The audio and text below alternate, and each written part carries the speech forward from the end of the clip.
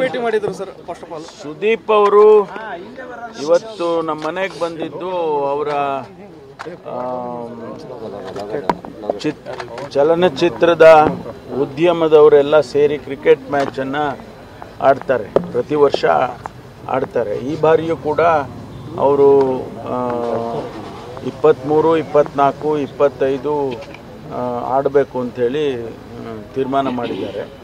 ಇದರಲ್ಲಿ international cricketers ಕೂಡ ಭಾಗವಹಿಸ್ತಾರೆ.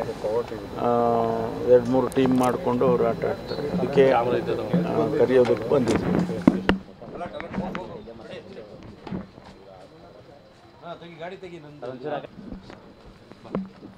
ಸರ್ ಏನು ವಿಷಯ ಭೇಟಿಯಾಗಿದ್ದಾರೆ ಸರ್? ಅದೊಂದು ಸರ್, ವಿಷ್ಣು ಸ್ಮಾರಕದೊಂದು ಇದು ನಡೀತಾ ಇದೆ ಸರ್.